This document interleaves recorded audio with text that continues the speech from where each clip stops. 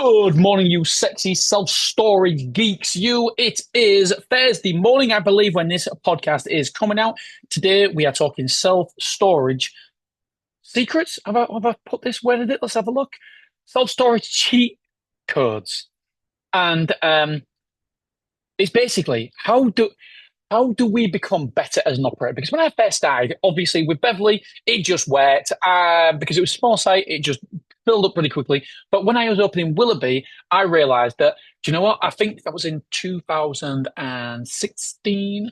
I realized that we had to be, I had to be better operators.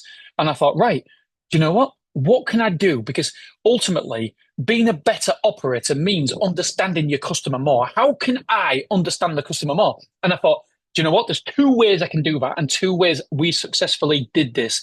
And I thought it was incredible. If I do say so myself, do I do it now?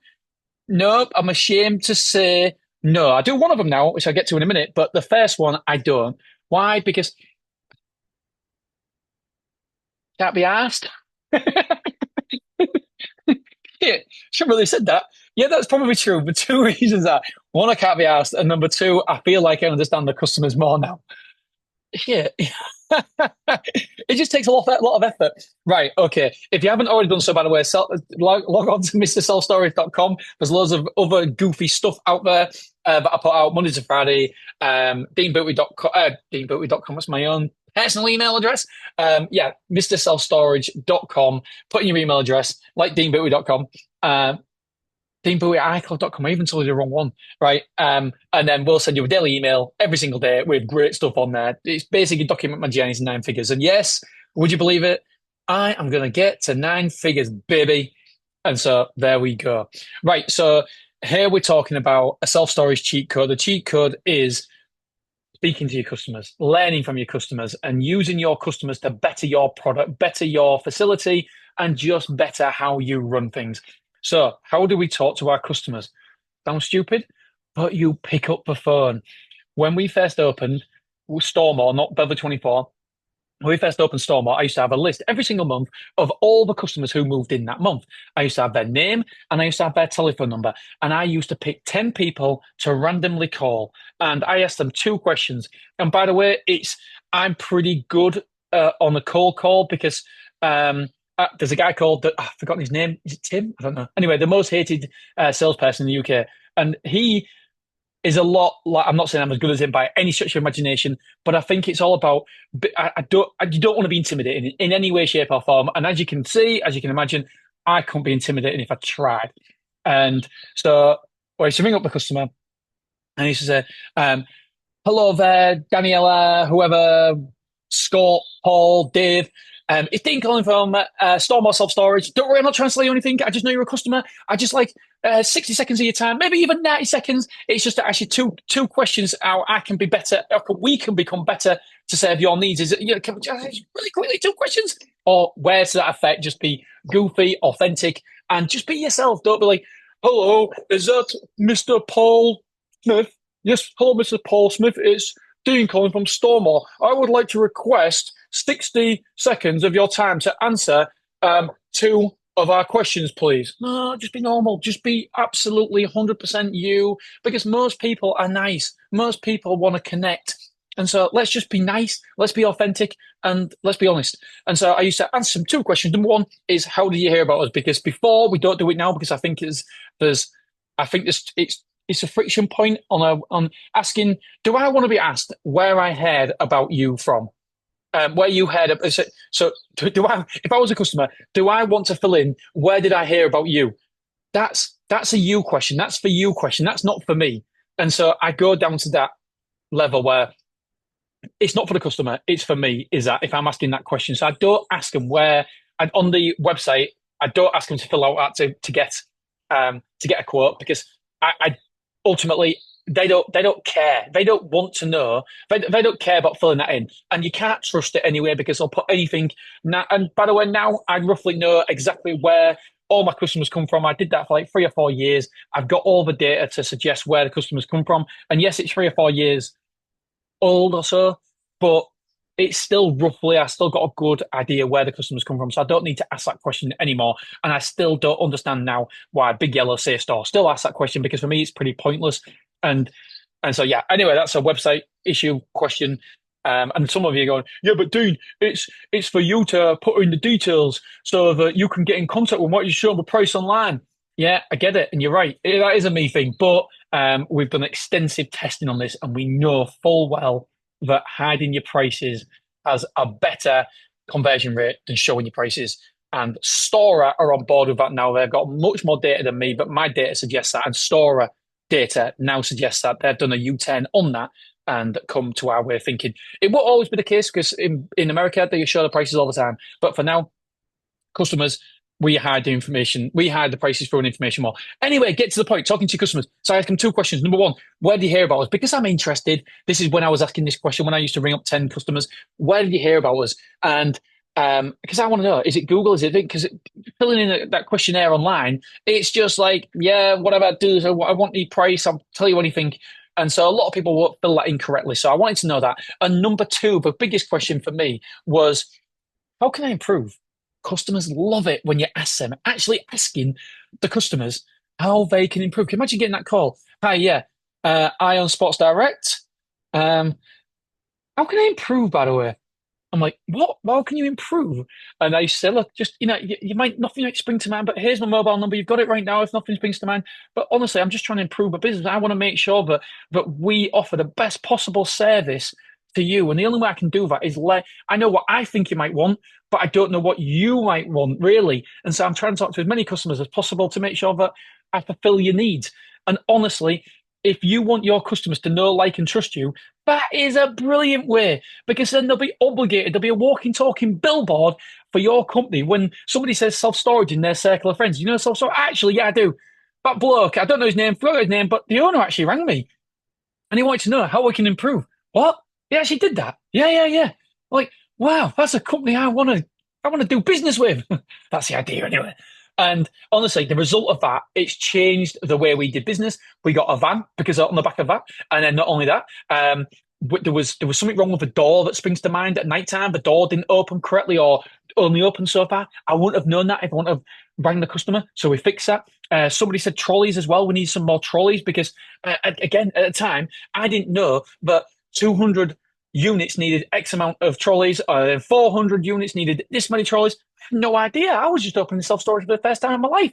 And so he said, the customer, I remember, he was a female, and she said, we was waiting 15 minutes, me and my husband, for a trolley. I was like, oh, that's unacceptable. I'm really, really sorry about that. I'll buy some more. But here's the kicker. When you take their advice on board and act upon it, then you don't just act upon it and don't tell them. You ring them back up and say, hey, Denise, you remember you told me you wanted some more trolleys because you were waiting 15 minutes? Just so you know, we took delivery today. So hopefully you should never have to wait for trolleys anymore. We've got trolleys coming out of our eyeballs. And yeah, that's all because of you. So thank you very much. And I'm sure that your experience and other people's experiences will be better because you helped us out on that. Thank you so much. And so you're reiterating that fact that you help them out, which is you listen to them, which is perfect. So I got a call from JP. JP's calling me. So that is number one, talk to your customers. And number two, read the reviews. Read the reviews. And I don't mean just read the good reviews because we can all read the good reviews and have an ego boost and be, yeah, do you know what? We're pretty fucking good. We're pretty good. We know what we're doing. Read the bad ones as well. I guess there's some golden nuggets in the bad ones. And I know your immediate reaction is to say, no, no, no, no, no, they're wrong because of this and this and this. But they might have over-egged the situation, over-egged the negative review, but the negative review will always come from a place of honesty at first, and it might sprout wings and grow and be a complete lie, but there'll be an element of truth there. And your job isn't to focus on the untruths. Your job is to focus on how you can get better, and you focus on how to get better by looking at the element of that review that was the truth. Now, we had something that I can't lie. I hate little things like this. I hate it because we was in control and we lost control and it meant a negative review for us. I'll tell you the story. Obviously, no names involved because everybody is awesome. Right. So before Christmas, it escalates to the top. A customer wasn't very happy because they said in Wrexham, they said that their goods was mouldy. They'd been in 2 months and there was mouldy. Don't know about you, but normally the state of mold I was talking about was really, really bad. And it was like, what the friggin' hell? Anyway, I didn't find out until the left a review. I did nothing. I had no knowledge of it whatsoever. Anyway, so what we did was we took on board all the details and then we passed it to the insurance company. The insurance company then copied us in saying, no, sorry, there's no way that the damage has been done to that shed in that amount of time. Basically, they put the shed in wet and it made the whole unit messy and horrible. But a lot of it was already done. Was it trying to take advantage? Yes, there was. But was there an element of truth? Could we have done something better? Yes, we could have done. We could have talked to him a lot. We could have talked to him better. We could have explained the situation and said, look, do not put wet stuff in here because if you do, then it's not going to end good for your belongings. It was dripping wet. He was chucking it down, and the shed was really old, really, really old, and they blamed us. So obviously, the insurance company then declined because it wasn't our fault basically. But that was in November or October, and we got a 1-star review in January. And yes, a lot of what they said went too far, but ultimately, what happened was we didn't talk to the customer. We just allowed the insurance company to email them, and then we didn't do anything else. And that was in October or November. The customer rang up, spoke to said person. Said person put in, "We'll speak to DB at our next meeting, and we'll see what we can do. Basically, see what Dean says." Never ever got brought up in any of our meetings whatsoever. And the customer kept ringing back, ringing back, ringing back. Yeah, yeah, yeah. I'll make sure that I speak to him. I will speak to DB.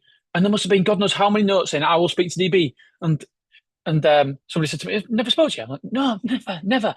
Anyway, one day in January, it was a day before Salford versus Man City versus Salford, because we was going to the Salford match, and I got a 1-star review, absolutely shitting on us, really, really shitting on us, really hurt because I was like, one, I don't want a bad review, and number two, I don't want an angry customer. I don't want the customers to be upset with us, and I want to know if there's any element of truth. This is the first time I've heard about this, and we've damaged their stuff. I'm like, holy shit, have we really done that? Are we really that bad? And so the next day, JP rang me because I was going to put on the group, what the hell, guys, at 9:30 on the Friday night. But I thought, do you know what? No. It matters to me, obviously, but it won't matter to anybody else. Nobody else gives a shit about me getting a 1-star review and saying, guys, what's happening? By the way, I'm not a screamer, shouter, or anything like that. I'm not going to go, guys, what did they? I'm just going, guys, what the heck? What happened, mate? Why did we get that? Anyway, I didn't put the review. I didn't put anything on. I thought, you know what? I'll speak to the team on Saturday. Whoever's working, they'll contact me because no, I. So sure enough, on the way to the Man City Stadium, JP rang me and said, "Dave, have you seen the review? Here's what happened. We didn't get back in touch with him. We just kept on answering the phone, getting past to somebody, and somebody kept saying, yeah, I'm still waiting on the owner. Still waiting on the owner. I'll get back to you." And then they put a diary date in saying, "Must speak to Dean. Must speak to Dean. Must speak to DB." I'm like, and he said, "That never happened." And no, and that never happened. And so what we could have done, and by the way, this mistake cost me $2,000. This mistake cost me $2,000 because what they was asking for, excuse me, first of all, was £1,700. They wanted £1,700 for the damage of their goods. And not only that, they wanted now they said, and so they listed out all the things that had gone wrong. Because I said, JP, just get in touch with them, do what we can. I don't want that 1-star review. Let's see how we can make the situation right for us and for them as well. And they was most mad because they got fed a pack of lies, not because of the stuff that damaged, probably because they knew that they was trying it on a little bit, but probably weren't as unknowledgeable about putting wet stuff and moldy stuff in a container. They probably knew. I don't know if they knew what they were doing or not, but I definitely think they knew that it was over egging it. And so I said to him, JP, just ask him what they need. And so JP got a list of it, and it came £1,700. And then they said, my time, ringing and ringing and ringing, or whatever he said. And it put pound sign, pound sign, pound sign. I'm not silly. I know what pound signs mean. It means £2. A £1 sign means between 1 and 9. £2 signs mean between 10 and 99. £3 signs mean between 100 and 999. That's what he wants. I'm like, ah. So ultimately, if we just give him his money straight away, it'd have cost us 1,700 quid. Now it's going to cost us 2 grand. However, if we'd just spoke to him like a human being and not pissed him off, because now we've got no leverage at all. We're out of leverage points because he's pissed off because we haven't talked to him. We haven't got back in touch with him. And by the way, we're talking about reviews here, and I'm talking about, and I'm going on a rant about his 1 star review. It still hurts. And I'm thinking, do you know, if we'd have just listened to him and just talked to him, we could have maybe come to some agreement and said, look, because we're on this straight away, we're being proactive rather than reactive. Now we're at a point where we're being reactive to all this. And we're not in a position of strength. Before, if we'd have hit this straight on in November and said, look, this is what the insurance company says, but how can we help? How can I put this right? They're saying this went in wet. We had video evidence that this went in wet on a wet day. You know, how can we help you? Because obviously we don't, ultimately the customers was at fault for putting that in, but we dropped the ball multiple times throughout this scenario. And so we should have just said, look, how can we put this right? What can we do? Can we offer you some free storage for a little bit? We had options, but the fact that we just ignored them, it took all our options away. And so the only option we had was to give him the £1,700. And then we said, the time. How about we're here, £300 and maybe you're happy. Wink, wink. You're happy now. Wink, wink. I'm not going to say it on here. And he was like, I'm very happy now. Wink, wink. And would you believe it? The happiness was reciprocated to Google, which meant there was no Google review for 1 star anymore. And so problem solved, but it was £1,000. It was £2,000. So I said to JP, right, I didn't want to pay it, but I have paid it. What can we learn from this situation? What can we do to make sure this never happens again? How can we learn and improve our process? And then so we obviously knew, and by the way, I 100% want JP, by the way, but we all knew that what we have to do is we can't just hide from problems. We've got to attack problems. We've got to listen to our customers. And when they feel unheard, then they are going to vent. They're going to vent on social media. They're going to vent on Google. And you bet your bottom dollar, if they're venting on Google, then they will be telling their friends and social circle as well. And we don't want that. That is bad for business. So my point is here, easy peasy, listen to our customers by reading the reviews, taking on board all the points they've got and talking to the customers and taking on board any improvements. Have I got any? The bad tells us what people are missing from a current experience. The good tells us what they're very valuable. Oh yeah, even when it's a good review, we can tell it tells us what they find valuable. So we listen to the good review and think, right, okay, they find that valuable. So make sure that we do that in future self-storage facilities. Anyway, I've yapped for a long period of time, my friends. I love you. I appreciate you, and I'll be seeing you tomorrow. I think it's Friday, the last one on Friday. Bye bye.